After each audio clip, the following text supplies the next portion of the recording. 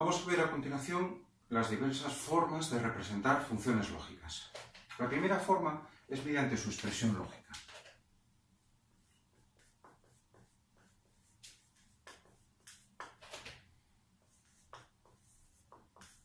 Es decir, de forma simbólica. Por ejemplo, una función puede ser a, b más a, b, c más a, no a por c. Esta puede ser una forma de representar una función. Es, por ejemplo, mediante puertas, es decir, de forma gráfica. Por ejemplo, esta función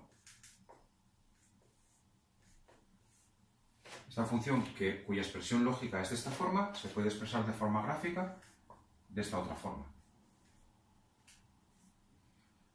A por B, o sea, un A, más C. Un OR. Esto sería esta función lógica. Otra forma es mediante la tabla de verdad.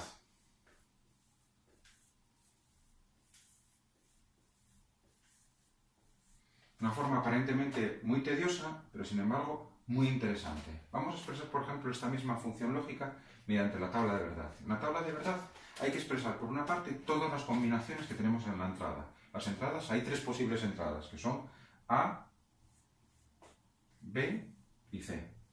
Tenemos tres elementos, luego hay 2 elevado a 3, 8 combinaciones, que vamos a representar aquí. 0, 0, 0, 0, 0, 1, 0, 1, 0, 0, 1, 1, 1, 0, 0, 1, 0, 1, 1, 1, 0 y 1, 1, 1. Y vamos a ver la función lógica, qué es lo que tiene que dar para cada uno de estos valores. Por ejemplo, esta función lógica, expresada de esta forma, nos va a dar 1 siempre que c sea 1. Entonces ya sabemos que, por ejemplo, en estos valores, para c igual a 1, la salida es 1. Y también nos va a dar 1 cuando a por b sea 1. O sea, y esto sucede cuando los dos son 1. Por ejemplo, en este caso, y en este caso que ya está recogido. En los demás casos, la función va a ser 0.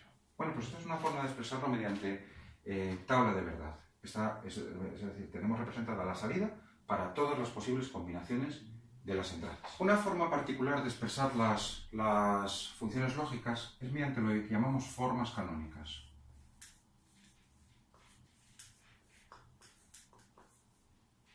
De los cuales hay dos formas. Las formas canónicas pueden ser expresar la función lógica mediante suma de productos, de producto de sumas. Esta sería la primera forma canónica y esta sería la segunda forma canónica. Bueno, en las formas canónicas, cuando se expresa mediante suma de productos, en la función tienen que aparecer en cada producto todos los términos de la función. Por ejemplo, si los términos son A, B y C, esta es una forma canónica. A no B, C, más A, B no C, más A, B, C. Esto es, por ejemplo, una forma canónica. ¿Por qué? Porque en todos los términos de la suma está expresado como suma de productos y en todos los productos aparece todos los términos de la función. Esto, por ejemplo, no sería una forma canónica porque no aparecen todos los términos de la función. Y expresado en forma de producto de sumas sería, por ejemplo, esta función, que sería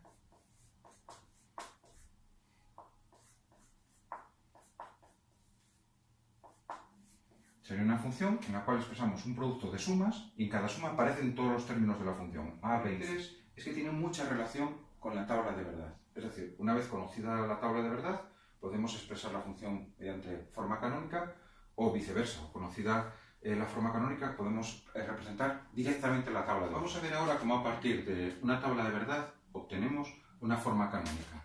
Vamos a ver en este caso la primera forma canónica.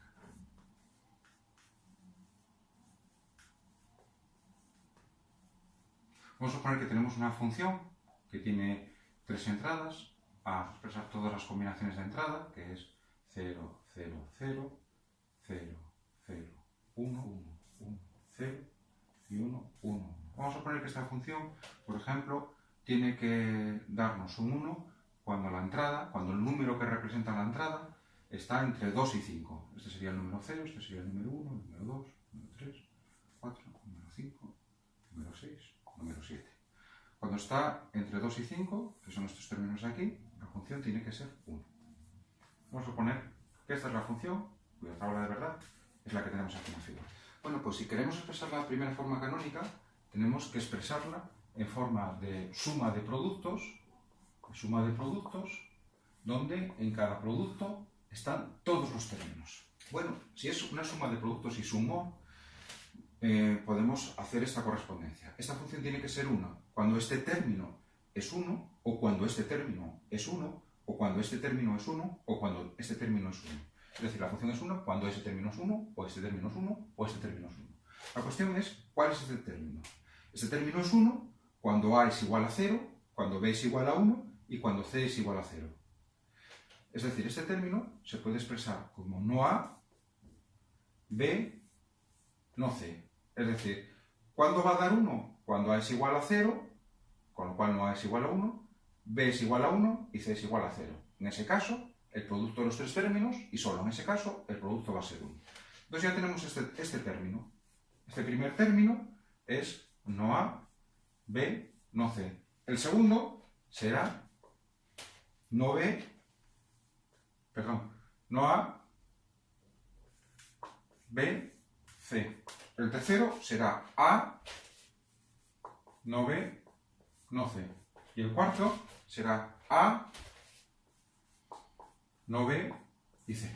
Ya tenemos expresada la función en su forma canónica, en forma de suma de... Vamos a ver ahora la segunda forma canónica.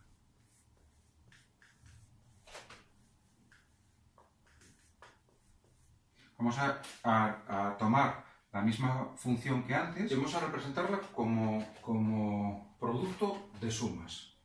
Es decir,